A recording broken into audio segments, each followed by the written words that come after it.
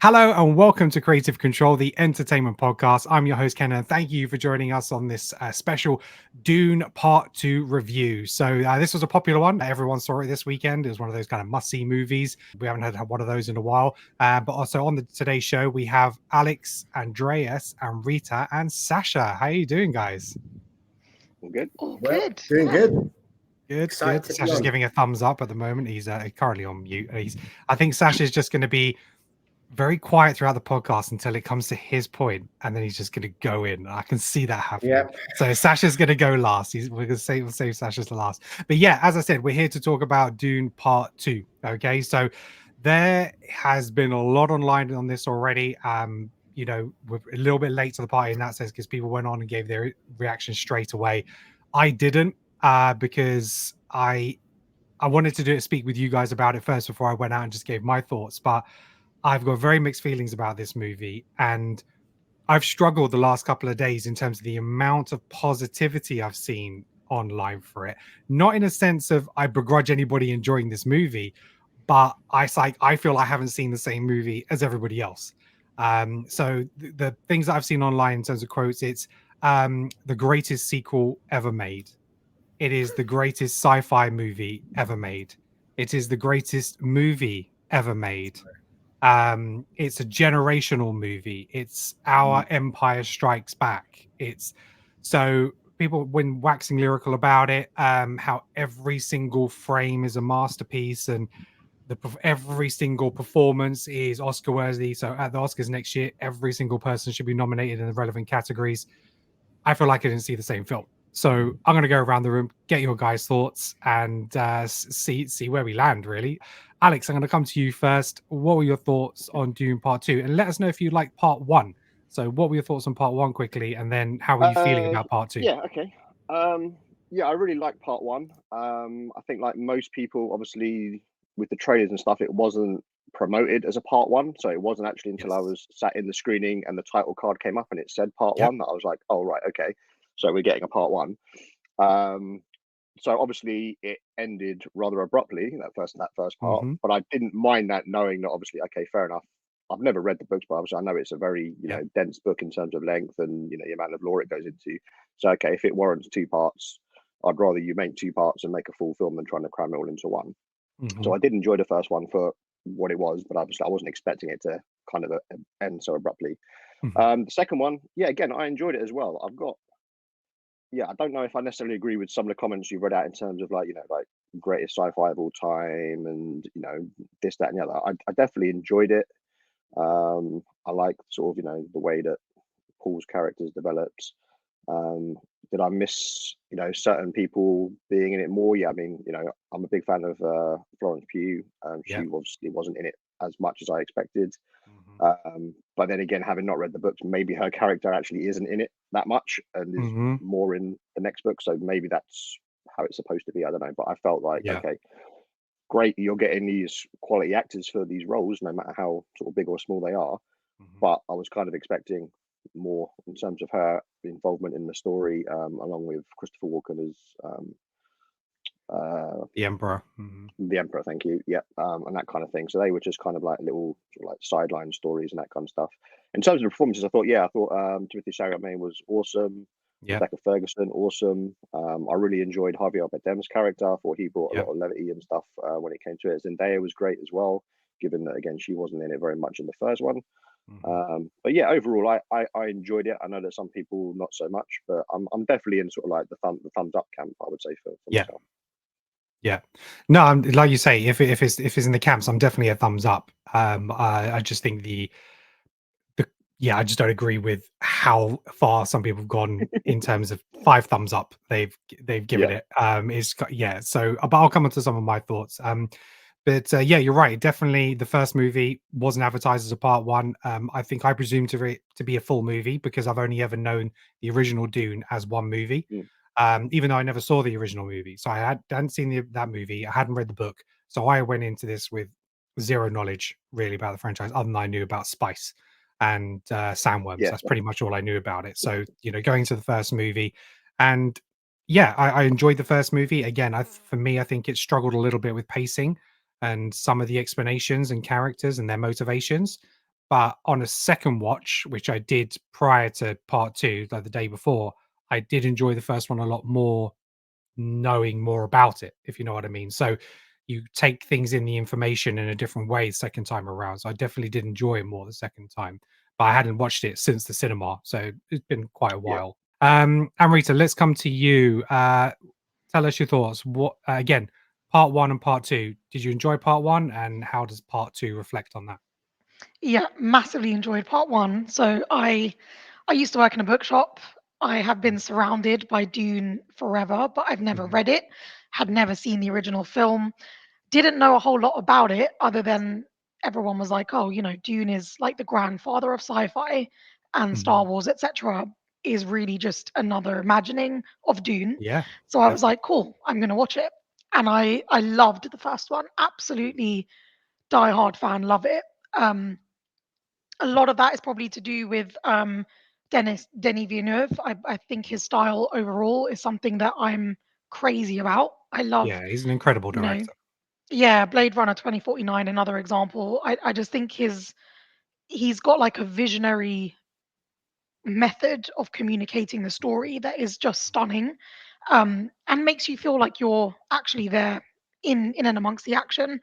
Yeah. Um, I was really sad in Dude One that a lot of the actors that I love kind of died very quickly. Sorry if no one's seen Dune One, but a lot of people die. Fact, Yeah, yeah. We'll a go lot of into people. spoilers on this podcast. So yeah, we'll probably tip into spoilers. So just that spoiler warning there that we'll try to be a little bit vague on some of the points, but some of them you may feel as spoilers. That warning's out there.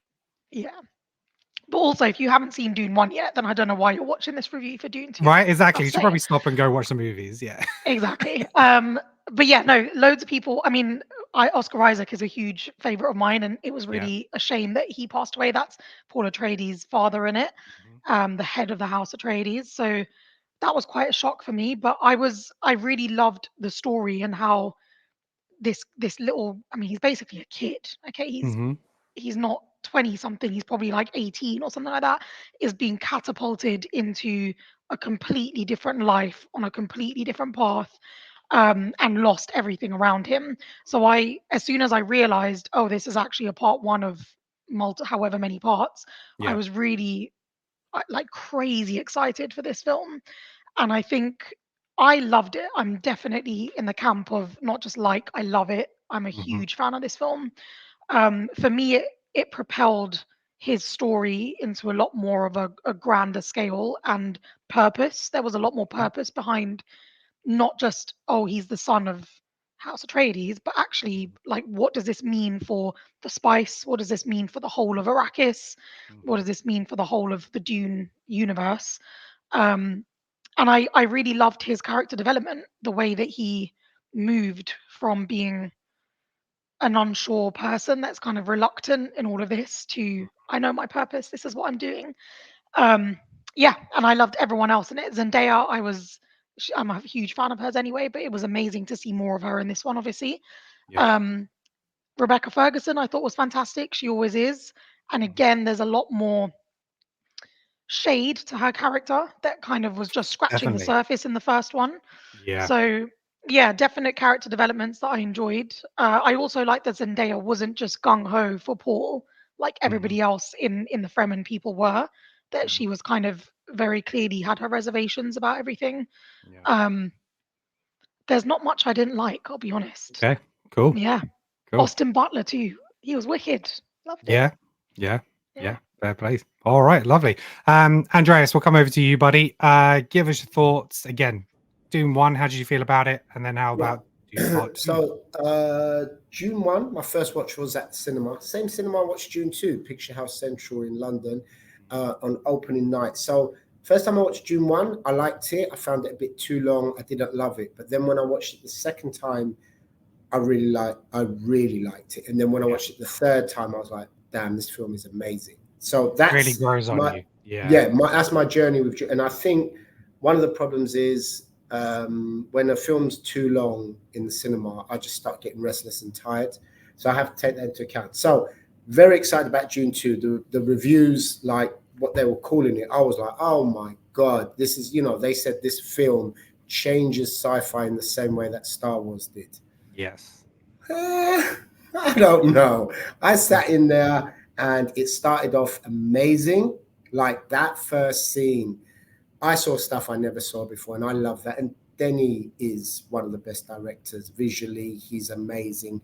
Nothing looked like a special effect. Everything looked like superb. You cannot. Very clean. This film is a 10 out of 10 for all things filmmaking. There's no Correct. doubt. But for Absolutely me, agree with that. it's all about story and what am I feeling.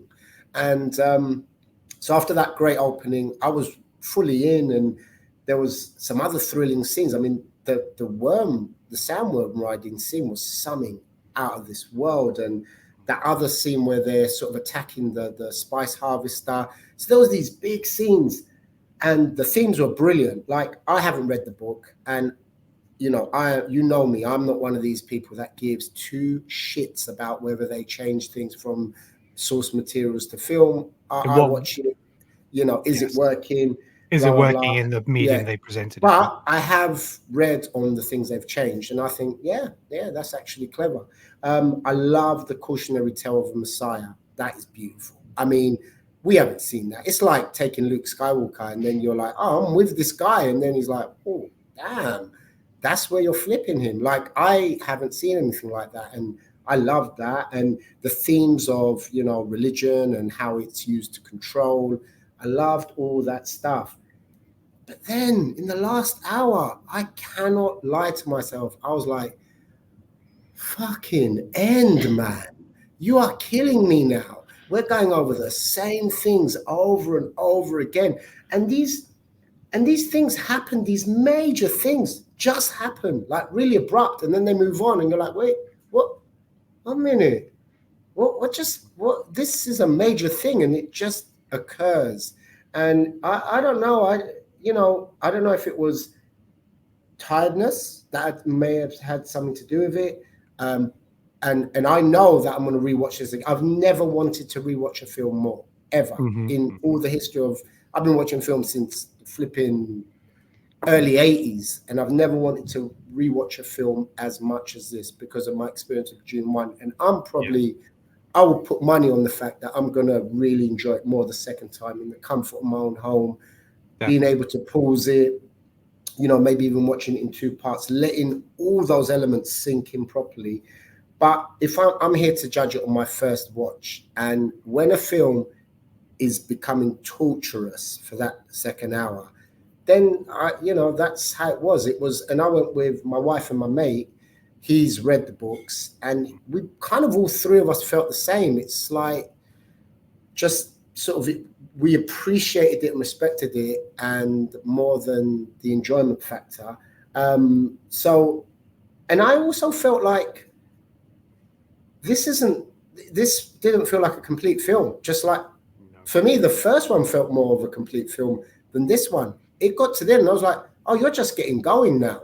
I want to see where this goes, because this guy is like he's, I want to see where it goes. Is he a Messiah? Is he not a Messiah? Is he just, has he been manipulated into just using his power? Is he just playing up on it to control and get what he wants, whether that's revenge or, and it just ended at a point where it's like, okay, this is a middle chapter for me. And I know that the third book isn't Dune, it's Dune Messiah. So what he's going to take from that, I don't know. And I've heard that book is real action light and more conversational. So I'm really interested. So I need to rewatch it. I feel bad judging this film or giving it a score right now, because I know it's going to change. But if I had to give a score now, are we doing scores at the end? We'll do scores at the end. Yeah. So that's my thing. I'm really torn. I don't even like to give a judgment to it. The only thing I can say is all the accolades it's got, I just give it that in the technical element. In the other side of things, no chance. And I'll tell you one more thing. I went on a packed cinema on opening night, and I may as well have been in an empty cinema by myself. There was no communal experience. Remember when we went and watched Spider-Man No Way Home? Yeah. Everyone was like, you felt the energy, the gasp, the people crying and this and that. there was nothing. It was zero. I may as well, and that's one of the reasons I wanted to go, to feel that communal experience, because I don't often feel that. A lot of times I'm in the cinema by myself. So Yeah. anyway, that's me. But yeah, looking All forward right. to it. Cool. So sorry to interrupt. So, my assessment or feelings about Dune 2. Firstly, it is beautifully shot. I mean, this is like, there are movies, there are motion pictures, and this is definitely a motion picture. It is the sweeping landscapes of Arrakis is wonderful. The cast, it's a phenomenal cast. Florence Pugh, Christopher Walken, Timothy Chalamet, Dave Bautista, everybody in it is a great movie. But it has problems because, it has Florence Pugh, it has Christopher Walken. They're wasted characters. Austin Butler is absolutely wasted in this film. These are amazing actors who basically do nothing during the film. Austin Butler, he gets a little bit of a pass because his intro to his character was amazing. But other than that, he didn't do anything. The finale of the film, the final one-on-one, mano-a-mano fight is anticlimactic. There's no cheering, there's no nothing. It's just two people in a room full of other people scrapping. That's not really epic. So the characters were wasted. The ending is it's another cliffhanger. And, you got away with it with Dune Part 1 because anyone who already went into the film knowing this film's been split in half was acceptable of that. You didn't get that with Dune Part 2. This is supposed to be the ending chapter, and you left it with another cliffhanger. I mean, also, the whole cliffhanger ending was pointless. Oh, the other houses don't accept you as emperor. Who cares? The other houses don't even have names in this film yet. I mean, if you're a fan of Dune and you've read the books and you know the other houses, but if you're just a novice walking in, all you know is that they exist. You don't know anything special about them. So who cares what they think? What else was there? I mean, that was essentially my big... Paul's little switch, right? Paul, he goes from being, he basically goes from being Peter Parker to Eddie Brock. He goes from being like, I'm honorable, I'm kind of pure, and, my father and family's legacy. He takes one sip of that blue liquid and he wakes up and he's the great dictator. He's suddenly like, I am the Lord and the leader and you must obey me. And I'm like, that was quick. He had this whole existential crisis about whether he's the Messiah or not. He literally takes a sip of the blue liquid, goes to sleep, wakes up, and he's like, yeah, I'm that guy. Appalling, for lack of a better term. But, these are me nitpicking because the film looks beautiful and it was a good film. I did enjoy it, but I don't need any more cliffhangers and I don't need you to hype up characters and make me want to care about them and then waste them. So, sorry, but that's all I can say. For me, 7.5 out of 10. No, thanks for that. Yeah, I agree. This for me is not an emotive movie in any aspect. It didn't make me feel anything, and that's pretty much how I felt with the first one. It just felt like I was just watching it as opposed to being drawn in and being a part of it. But like you said, the technical side of this movie is magnificent. From the direction to the cinematography. I know, obviously, he's working with one of the best cinematographers in the world right now. The score was fantastic. The special effects, like you said, it's not like I know it's a 200 million pound or dollar movie, but you can see it on screen and you can probably think, well, I wouldn't be surprised if it was more than that because of how well it's done. But at the same time, when you look at a film like Godzilla -1 and what they achieved with 10 to 12 million, you have to ask yourself sometimes on these big studios, where actually is that money going? So from the special effects point of view, you know, I think a lot of films let us down these days as opposed to what we should expect. And I think something at this level and scope, that is what I would expect. But at the same time, it was seamless, and they didn't let us down in that department. It was unreal. Yeah, Mm. and I think that I know it's the trouble is it's all set pretty much on one planet. I know we had like one scene in this movie on another planet, same with the first, but it's like I can only see so much sand, and it's like as much as pretty as you make the sand and as orange and yellow it is in different shots, it's just sand, and I don't need all these shots all the time. You know, to establish, I know where we are, I know what it looks like, and I just felt that like the second act, the middle part of that movie, that's where I grew a little bit tired, and I think the third part was better, you know, in terms of the pacing, but I think it did lose me in that sort of like that middle chunk of the movie because they just seem to be doing the same things. He's like, is he the Messiah? Isn't he the Messiah? Okay, we'll do this. Everyone's questioning it, and I like the fact that they were questioning it. I like the fact that you had two parts of the Fremen who are believers and non-believers, maybe old school and traditional, like old school traditional and like more modern. But you know, as much as I really liked Stilgar, Javier Bardem, he just kept saying the same things. It was just like, yes, as it is written. It's like, yeah, okay, I get it now. And but that's all his character did in this movie, you know. So he just kept saying, right, do this now, and he did it. And it's like, oh, as it is written. It wasn't really a mentoring thing. It wasn't a coaching or a guiding thing. So that for Not me that we didn't were deliver seeing. enough. Yeah, Not that we were yeah, seeing, yeah, because they did yeah. talk about how he'd coached and mentored him, especially with the Yeah, sandworm riding. exactly. But you're not seeing that part of the journey. And Yeah. Zendaya was great, but I didn't feel a connection between her and Timothy. I didn't believe there was genuine love there. That Oh, I wow. she would disagree get on that upset at the one. end. Yeah, that I I felt when disagree you were on saying you yeah. didn't get the feels, that was Yeah. I That's massively I felt their love story. yeah. So when at the Yeah. end he's like, well, I'll take your daughter's hand in marriage for Florence yeah, Pugh, I literally looked at Alex and I was like, how could he do that? yeah. Obviously, The that was the principal, point. yeah, but But yeah. I never felt like he was that into it. That's just how I felt. It's just like he Oh kept saying the no. words, but it wasn't coming across in like the emotion or anything like that. Um, what else? I mean, Florence Pugh, she just delivered lines in this movie. The character to me didn't bring anything to this movie other than talking to the Emperor. And I thought the Emperor was completely miscast. Christopher Walken as the Emperor didn't work for me at all.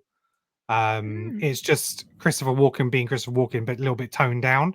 And I just thought that could have been better casted. So I didn't like the Emperor at all. Yeah, I But kind of it agree didn't with you go into there. I think enough. on it. Yeah, and I just didn't think it went into enough about the Emperor. I still don't know the guy. I don't know his motivations.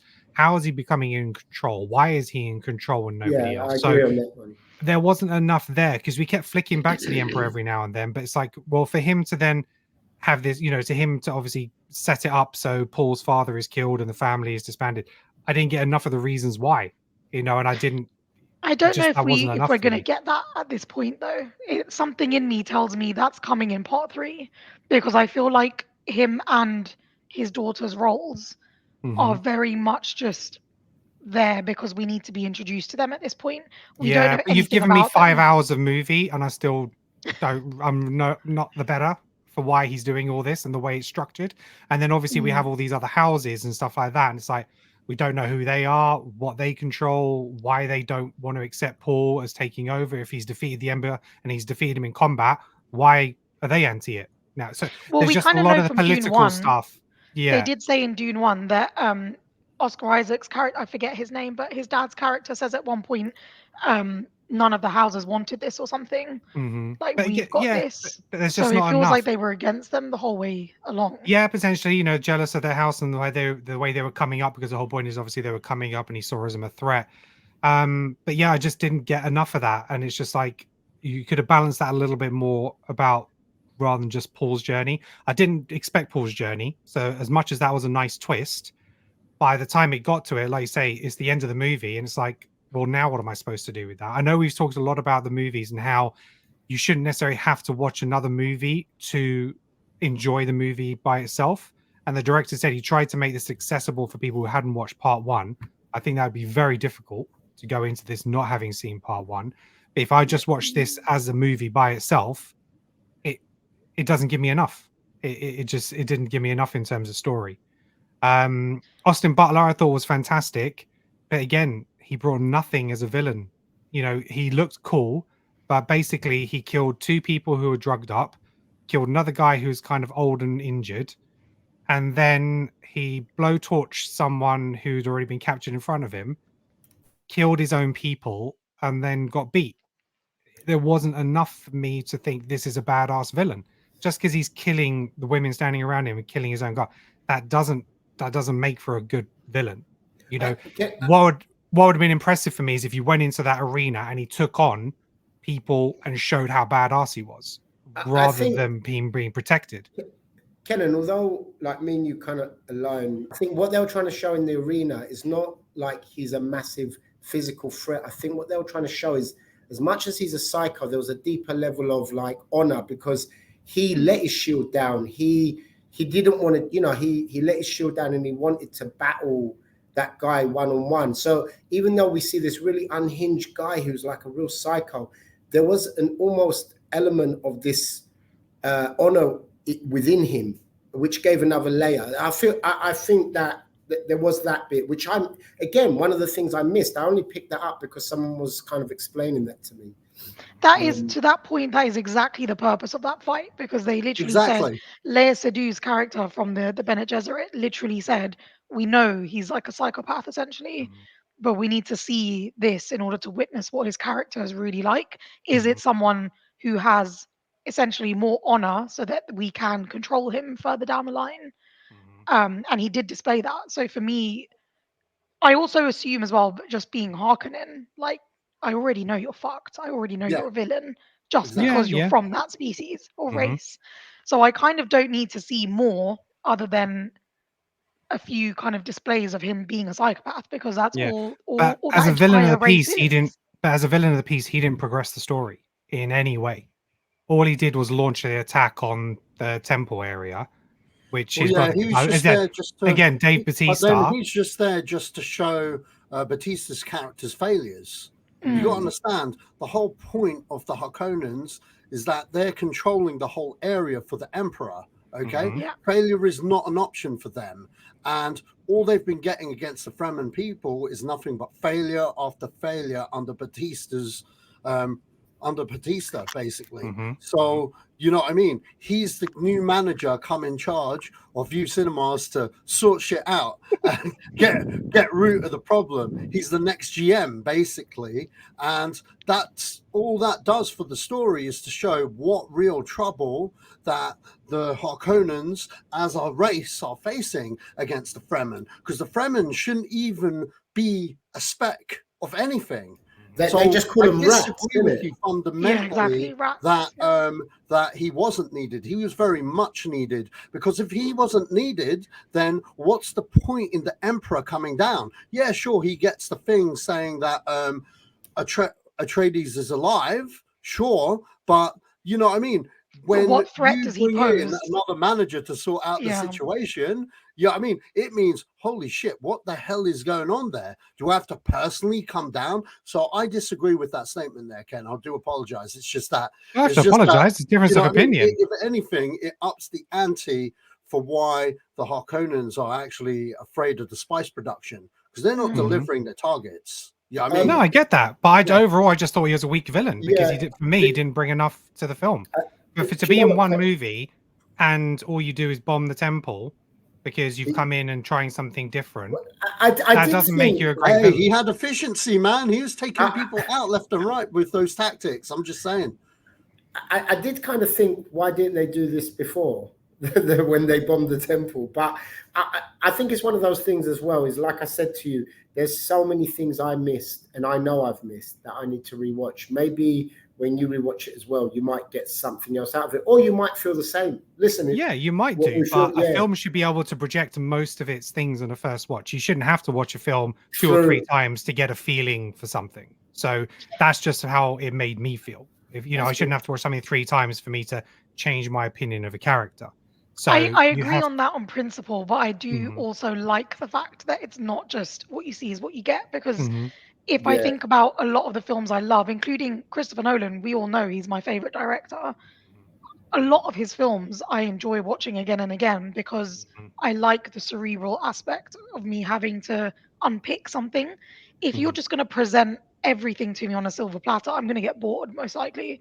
Yeah, it's great, it's entertaining, it's a popcorn flick, but I'm never going to watch it But again. Yeah. I will. I know what you're saying, Amrita, and with Nolan films and Villeneuve films, I do that. But I'm with Kenan on what would I prefer. I prefer a film that's not done, but everything is there on that first watch. You get it all in a sense. But yeah, there are exceptions, and Nolan and I think Denny are those exceptions. Yeah, But they are of that I do ilk, have and to that's fine. rewatch their movies. Yeah. Yeah, like I said, it's not that I didn't enjoy this movie. It's just I think it was lacking in certain areas, and so I wouldn't personally call this movie a masterpiece. It is in a sense of its technical aspects, but I think the story and the characters. If you just watch this movie by itself, it doesn't give you enough of a story, in my opinion. And as much as we say, films should be, we keep saying films should be their own film. You shouldn't have to watch sequels all the time. This very much feels like you have to wait until the next one to really find out what happens because of the way the character changed and where he left. It kind of is a cautionary tale in a sense of, putting into a messiah and stuff like that and what that does, but everyone's cool with him. No one's upset with him. They're all still following him. So there's no downside to it at the moment. Just because he's a little bit more aggressive and he's a bit more abrupt, there's no the consequence. Obviously, he's going to war, but they're all happy to do that for him. So we haven't seen those consequences yet. And if the next movie is supposed to be set 5-10 years after this, it's like, well, that's not enough for me. But obviously, that's how the story is. And I think it's tough as well to because I agree. A lot of films, yes, you should be able to enjoy them as a whole package as they are, but then I think it's really difficult to achieve that when you're dealing with source material. for me, it's like, why has it taken 2 hours and 50 minutes to go from where he was to where he ended up? It's too much for I have that a simple story. answer for that, right?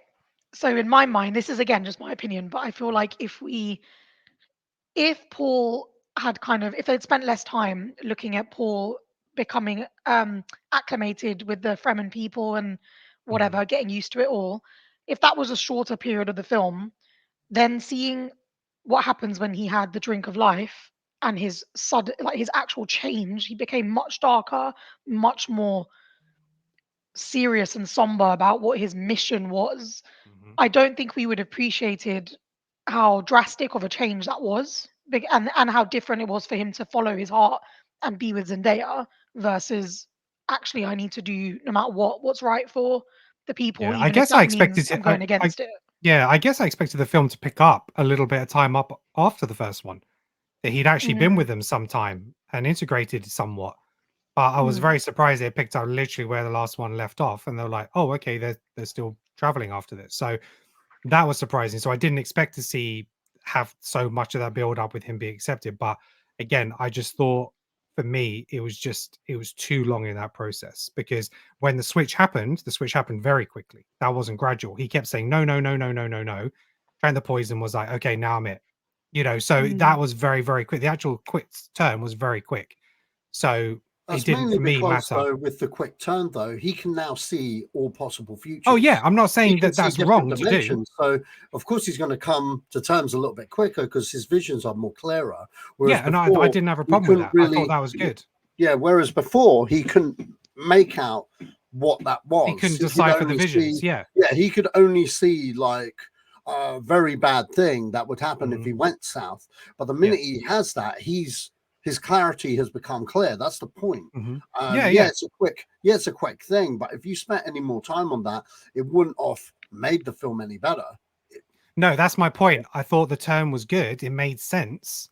So I didn't need so much Your issue is the before it. thing before that, Yeah, I didn't need so Yeah. much build up when the turn was going to be so quick. So that's what I meant in terms of that. Anyway, Sacha, give me your thoughts on Dune Part 2. I'm really interested to know this because I know you're a big fan of the first one. The negatives first, okay? I agree. Christopher Walken, what the hell? Like, here's the thing though. I don't hate it, but I do. It's weird. I love Christopher Walken, and I knew he'd take me out of the movie. But when you're a Saturday Night Live sketch, because of the way you talk, is like, come on, I would have got Patrick Stewart just for the reference to the old film, and mainly because he's a G. You know what I mean? Yeah. That's what I would have done. So some of the changes they made from the novel is spot on, because I like the fact that because in the novel, Batista doesn't get taken out by Thanos. Gurney. Yeah, that doesn't happen. So when that happened, I was like, yeah, because it's a movie, and you kind of want, like, you know. So I was like really excited that happened, kind of thing. So I was like, cool, that was cool. But the other negative is my golden rule. Okay, I can't be saying that, you know, a Marvel movie. You know what I mean? Like, I can't be dissing on Marvel on every podcast, yeah, saying like, yo, Marvel used to be very good at having singular contained stories and still having little Easter eggs that would expand shit, okay? Because I've been criticizing Phase 4 for the exact same thing. So I think it's only fair that I deduct a point, a star off of Dune because of my golden rule, okay? Yeah. 9 out of 10 fucking movie, okay? 9 out of 10 fucking movie. This is the Star Wars beta, all right? Fuck Star Wars, and I'm the biggest Star Wars fan, all right? But is it better than The Empire Strikes Back? Well, let's not touch the OG trilogy, okay? We're not there yet with me, all right? But if we're talking about current Star Wars, Episode 7 onwards, whatever turd Disney keeps conveyor belting out, yeah, fuck that shit. This movie took a giant dump over that fucking shit, all right? All right? OG Star Wars, I'm still with you. Empire Strikes Back? Nah, mate. Nah, you're not there yet. You know what I mean? I disagree with that comment. I think I need to see Dune 2 like about 1 billion more times before I come to that decision, because Empire Strikes Back is too high a bar, all right, in my world, all right? But with Dune 2, like, I agree with everything else except for that Empire Strikes Back thing. I will say this: best science fiction. No. The two parts, all right, because I've given it the deduction, and I did the same for the first film, all right, because there was no way it was ever going to be a 10. There's no way, all right? I'm not a hypocrite, all right? But the two parts together, the best science fiction fucking saga I've seen in the past 20 years, all right? Hands down, okay? Hands down. And also, like, I'm sorry, like, I love Star Wars, yeah? But look, George Lucas ripped the shit out of it from this movie. At the end of the movie, all you needed was Yoda to go, and begun the Clone Wars has. Yeah. You know what I mean? Like, come on, man. George, you know you ripped it, okay? Like, you know you ripped it. You know that's where it's from, all right? So with that being said, I got to go a bit deeper into the whole thing that I hate about the movie being like the parts thing. You see, something that was changed was like, I love Zendaya in the movie. She's amazing in the movie. In fact, she fucking makes that love story happen, because I know you didn't believe it, Ken, but Amrita got it. I got it. I was like, you got to understand that character is quite big in the novel, but at the same time, at the very end of the movie, she knows what she's getting herself into. She knows he has to get married. You know what I mean? To this, she knows the setup. So that was added. So for them to end it like that created the cliffhanger, because that's the way it was directed. So he's purposely done that because he knows he's doing the third part. I personally wouldn't have done that. I would have made it a bit more final, if that makes sense. So we would have had parts 1 and 2 be a very much contained thing. But hey, he's doing number 3. He said it. They've greenlit it. So I'm for the continuing story kind of thing. Because that was, like, your reservations, I do agree with you 1000% because of my golden rule. I can't be shitting on Marvel on every fucking podcast and not shit on this thing that I do think is amazing. All right. That's my only big gripe with the movie. Okay. I would have preferred the ending be a bit more final for that tale. You know what I mean? And then the other one be the sequel, Lawrence Pugh's character, fine. She's fine. In fact, she's in it more than the book. Okay. To be fair, she's in it more than the book. Same with the David Lynch film. They were like, shit, we've got this actress in. Let's make her the narrator. So they made her the narrator so she could have more more fucking screen time. They didn't do that with this film. So, like, with this film, so, it's interesting. Can I just say to that, I think the only reason we care is because these are really well-known stars. Yeah. If it was a We know what lesser they're known capable of. actor, Yeah. but if it was like a lesser known actor, you we wouldn't probably care how wouldn't much feel time the the pull character either. has. So Exactly. So I don't think and it's it's fair to excellent say. casting. The other thing Exactly. is, though, it's like her character plays a very important part in the next installment, a very, very big one. So be interested, and you will get some of your answers, Ken, in terms of the Emperor. But I do pose something: Star Wars, 1 to 6. Take those 6 films, even the TV stuff. What the fuck do we know about Emperor Palpatine? All right, seriously, you don't see him in Star Wars: A New Hope. You don't see him in Empire. He just makes an appearance, and then most of the audience that weren't paying attention to dialogue and shit is like, Vader's got a boss? Who the fuck is this wrinkly thing? You know what I mean? And then you meet him in the third one, and although you know why you're there, etc., why is he there? Why is he such a bad guy? And we get the prequels, and fair enough, I'm not going to go into his character there, but you really don't learn anything about why he's doing these things. So I really have a problem with with the Emperor in this, considering him and Ming the Merciless were basically the inspiration for Star Wars as Emperor. So, and I'm pretty sure this guy was probably the inspiration for Ming the Merciless. I don't know which came first, the chicken or the egg, but I don't know how old Flash Gordon is compared to this, but but those are my gripes. Those are my gripes. Just the ending, etc. And Christopher Walken. But Christopher Walken doesn't dent the film from me thinking any less of it. I really fucking loved this movie. I felt Austin Butler was fantastic. I felt like everyone was on form. Everyone else was Walken. Everyone else was on form, man. Like it delivered. It delivered the novel to real life for me. All right. And you couldn't do it as one thing. Okay? It had to be more. I still think there could be a better adaptation out there, though. I think it would work better as a mini series. If give it like 30 years, and when film production gets even more less and less, we'll probably get that mini series. I mean, and I'm open for it. But right now, it's the Niece's time, man, because for me, in terms of sci-fi, this is the best fucking sci-fi saga that's out at the moment, just hands down. They got everything right, everything, and that's just me personally. But then I come from knowing the setups and stuff. You know what I mean? So I was just I think you do get a different. I think you'll get a different experience knowing it before going in. I genuinely believe that, because you're filled with the history and the knowledge of everything, and then as it's kind of spoken and played out, like, I know that makes sense. Okay, that's been referenced. When you have no knowledge of it whatsoever. I will say this with Star Wars: the biggest difference between Star Wars and Dune is Star Wars is sci-fi fantasy. Dune is just hardcore sci-fi. You know what I mean? So I'm comparing it to stuff like Arrival and Blade Runner, and that seriousness that those films kind of take themselves like that. And it's fitting for the genre. Star Wars was always like, okay, we're not going to be too hard-edged sci-fi.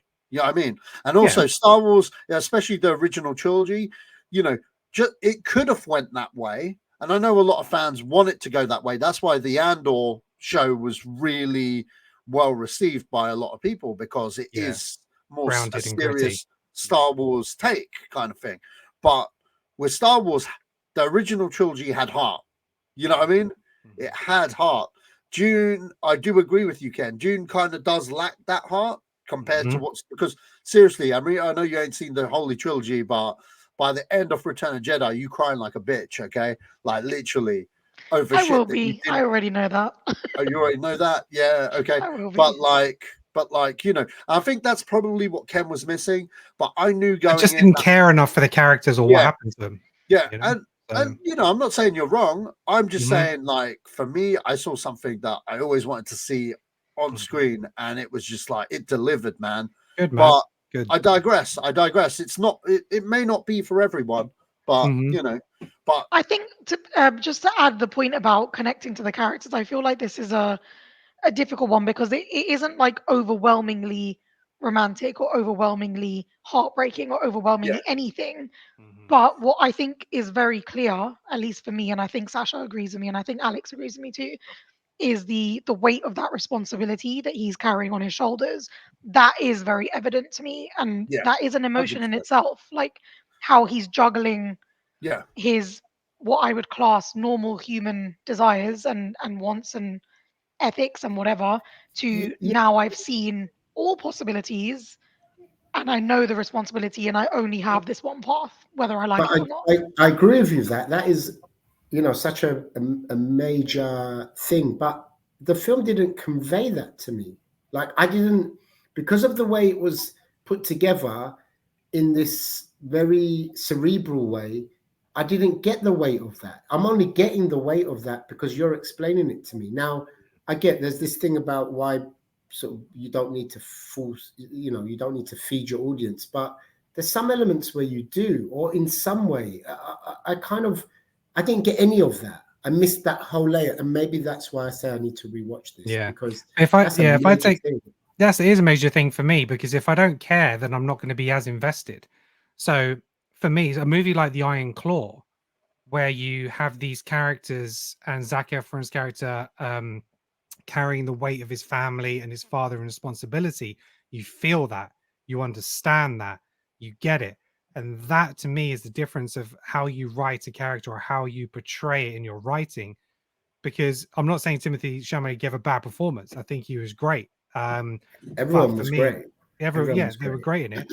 But I just didn't feel that as opposed to the other movie. Obviously, the other ones are more close knit because it's family, it's brother relationship, father relationship, and stuff like that. So it is a little bit different. But yeah, that weight of responsibility and the care and the feeling of responsibility you have for that just wasn't there for me. So therefore, I don't really care what happens to Paul. And because I messaged Sasha afterwards, I was like, "Am I supposed to not like Paul now?" I'm like, am I supposed to think he's a dick because he's a dick? And he's like, yeah, he's a major dick. I'm like, oh right, okay, because it's like it kind of indicates that he is kind of a dick, but also he's still kind of a hero to everybody in the movie. But I'm just like, he's just being a dick at the end. Do you know what I mean? And it's just like he's sending all these people off to die because it's been foreseen. It's like, okay, I'm not rooting for this character, so there's no character in this movie for me to root for. So everyone's just playing a part, and I don't care what happens to anybody. Again, I think, that's but just me. this is the weird thing because the way Dune 1 is, we are big. Well, the whole story is obviously majority told from his perspective, his experience going through this journey, and I think Dune 1 is very much more feely because he's surrounded by his family. He's surrounded by the likes of Momoa's character and Josh Brolin's and whatever, and he's got that kind of sense of youth of like that he can do all these things and be be free as a youngster. I don't know how old he's meant to be, but he's Yeah. able to kind of have his youth, whereas this film is very different in the sense that he suddenly doesn't have any of those creature comforts. He's learning to be part of a whole new culture and people. Yes, he's found the love of his life, but he's also learning to kind of navigate what they look like as a dynamic together because they're both Yeah. very different people as well with Yeah. different that's one cultures thing I and loved about the backgrounds. movie. Them exploring the Fremen culture. Yeah. One That was thing I very will good. Well, one thing I will say though, this film does what a lot of films fail to do. It did a lot of world building, and I loved it for every second of it. Sure, you spend a lot of time on Arrakis, but hey, the film's called Dune for a reason, so go over it. But in terms of the cinematography, fucking hell, that was some of the best. Breathtaking. That was some of the best I've ever seen on an IMAX screen, hands down. Mhm. I mean, you can tell the influence from Lawrence of Arabia, even A New Hope is all there, man. So, Yeah. but no, I just feel I do think they've tried Yeah. to. I think Villeneuve has said as well. He said he rewrote parts of this because of how Messiah, the third book Messiah or second book Messiah was received. a lot of people didn't understand Paul's journey and thought he was just going to be the good guy throughout. So he tried to make it a little bit more obvious in this one in terms of his change to that Messiah and the downfalls and pitfalls that could bring. Because apparently at the end of the Dune in the book, her character, Zendaya's character, what's her name? Chani. She's very much still standing next to Paul. She's on his side. That's right. What they've changed in the movie is very much she's walked away and she's going off now and she's I like just that. in a different direction, which to me definitely makes more sense for the movie, and it makes his turn more obvious in terms of where it's headed. And I think that was the right decision from a director to make. So there's definitely things which he has done which is better, even for me not having read the book. But when he explained that, I'm like, well, good, because if you hadn't have done that, I would have been completely baffled by the third movie if he switched at that point. The other thing is, well, I don't know, man. That's one of the things where, like I said, it was like if them changing that, it doesn't make this, a finale. You know, no, it doesn't. No, it doesn't. It makes it a bit more of one story.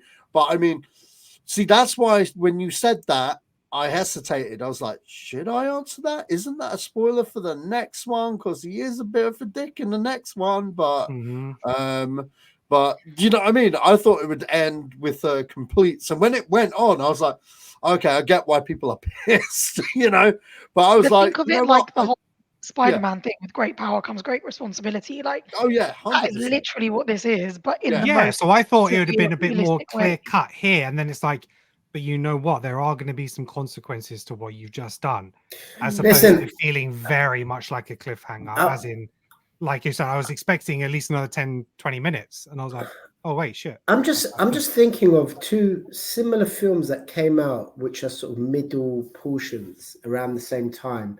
One is this, and the other one is Spider-Man Across the Spider-Verse. That was the far superior film. I don't care. This, I felt emotions. I understood everything that was going on.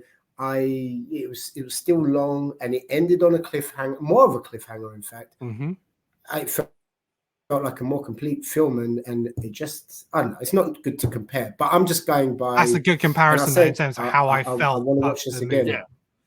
Yeah. But I think there's so much more levity in a story like that. There's so much more energy and youthfulness to a story like that. Whereas this is an epic saga of serious consequences. It's more of a war film that's set in space, and I get that. Yeah. But I think it comes down to storytelling, regardless of the tone, regardless of the source material, regardless of the genre. Make me understand and make me feel. And things happened and I didn't fully understand and I didn't fully feel, and I'm giving it, because he's such a great director, I'm rewatching this film as soon as it drops, but I shouldn't have to, and that's my only it's like I probably will, but I shouldn't have to. And if you were to take war movies or like Saving Private Ryan or like 1917 or All Quiet on the Western Front, it's dark, it's horrible, it's gritty, it makes you feel something. So where this is just it's pretty, but it's not gritty, and it didn't make me feel anything. That's how I kind of be a director's cut. I don't want a director's cut unless it's shorter. Unless it's an hour shorter. By the way, this film has given me a new rule of life. It's actually changed my concept of life. I will never go cinema and watch a film more than 2 hours. I'm never doing it. I can't do it anymore. I cannot do it anymore. Alex and I were uncomfortable, but that was a whole different reason. The screen we were in just had no AC and was packed, and everyone was just like, "Oh, isn't that the Dune experience? It's making you feel like you're there, right?" I said to maybe the that's why you enjoyed it more, because you felt it like it's hot. Everything's really difficult. I feel with these people. Where I'm in an air conditioned room. I don't care. Even the front row, even the front row was filled. Every single seat was filled in this film. Okay. Maybe it was 4DX and we didn't know. yeah, exactly. Right. Let's give a whip around. So Sacha's given his score. It's a 9 out of 10. Andreas, what's your score? For the filmmaking, 10 out of 10. It's a marvel to feast your eyes on. For my experience on first watch, and it does come down to first watch, I have to be honest, because that last hour was like I was squirming in my seat and I was in agony. 6 out of 10, which I know I've got a feeling that score's going to go up when I rewatch it. I do have a feeling. But masterpiece, greatest movie, no, I don't get that. I don't get that at all. There's no Terminator 2. Right, Alex, what's your score? I think I'd go 8.5 at the moment. I definitely want to rewatch it. Whether it goes up or even down after a second viewing, I'm not sure yet, but I definitely want to watch it again. But I think at the moment I'm feeling about 8.5. 8.5. Right. Okay. Amrita, is it 9? Is it 10? Is it 9.5? Where It's are we at? 9. I'm with Sacha. It's a 9. Straight up 9. 9. Dune 1 was a 9 as well. I'm Okay. exactly on par with what Sacha's saying. Right. But I also cannot wait to watch it again. I can't Me wait. too. I'm gonna watch it many, many times. Yeah. You know No, what? yeah. For me, the next watch will be at home because again, I can't go to Yeah. cinema and watch it again. No. These people are always seeing it like 5 times in the cinema. I tip my hat to you. I tip That's my gonna be hat me. because, I'm damn. gonna go to the cinema and watch it again. I can't wait. For me, it's an 8 out of 10. It is an 8 out of 10 movie for me. Again, that could increase on the second watch, and because of how my first reaction to the first movie and subsequent watches I felt with that, it can only go up. I wouldn't say it's ever going to go down, but for me, yeah, it's definitely a solid 8. It was just lacking in just a couple of things for me, and I know I've gone on a lot about the negatives, but I guess it was just frustrating because how so many people have seen it as the perfect picture. Not you guys, because you guys have pointed out its flaws as well, but everyone says it's absolutely flawless. I'm just like, nah, and that's probably grated me more, which is feel like I probably felt like I need to talk about more about the issues that I had. It's not the perfect movie, but that again, my opinion. All right, go on, Sash. I mean, you know what? I'm going to say something a bit controversial. I could live with on Arrakis ending it there, like ending it there with part 2, because I feel he's done the perfect adaptation of that book. In my opinion, I think if they ended there and there wasn't a part 3, I'm good. Yeah, I mean, they've done it. Now that he's doing a part 3, I'm like, don't fuck it up. Yeah. I mean, it has the potential to be one of the all-time great trilogies once that final installment is done. I have no question about that, because if you get the complete story arc and you get the story from start to finish, and yes, okay, it might be 10 hours or whatever it is, it as potentially it could be right up there. There is there's doubt like about that. 6 official books. Yeah, right. Apparently they go really weird. Really. Yeah, they go next level weird. I ain't gonna get into it, but like even the first book's really weird. I mean, they cut the orgy scene out. There's like a Fremen orgy scene. That's what was missing. And then there's just you mean I get an extra 30 minutes of sand and I don't get that scene? Yeah, what's going on? They missed the orgy scene. There's all kinds. Do of you stuff. want sand There's in like, all the there's also crevices? Like you know the bit where they get like where they're underground with the Fremen and stuff. There's like this fish slug thing and stuff, and like that's the only thing I'd say. We don't get the weird creatures in this. We get a fucking mouse. I'm like, fuck the mouse, man. Give us the weirdness. Give me more weirdness, man. Like, now I want to see the director's cut. Yeah, you know what? There was a film director, and I really want to see his stuff, and I haven't, because I can't. Actually, Ken, you can we'll talk. But anyway, there's this guy that got hired well before David Lynch in the 60s or the 70s, and I forget his name, but when part 1 was coming out, there was a documentary based on his vision of Dune, because they spent money on it, they built sets, they did artwork and stuff, and this director's supposed to be well out of his mind, like, and he focused on the weirdness of Dune, and we're talking like some H.G. Geiger stuff. Geiger really stuff, embraced it. And he embraced that aspect where it wasn't even Dune anymore. It was like some weird sci-fi stuff. And I actually think, you know what? I want to see that version of Dune, because it was weird as hell. It was weird and wonderful. I'll send you guys a link in our group chat. Send a link. That sounds. You want to check this out, because it's nuts. Yeah. All right. Well, look, probably the next review we're going to probably sit down and do is going to be Ghostbusters Frozen Empire. So looking forward to that. Let us know your thoughts in the comments. Rip me to shreds if you feel it's necessary. Praise Sacha and Amrita on their takes. Let us know. But like, as always, we are here on YouTube, the video version, and on Spotify. You can get our podcast on any major podcast platform, Apple, Google, Spotify, whatever your choice. We are there. So But until next time, thank you very much, guys, for being here. Thank you for listening, and peace out. Peace.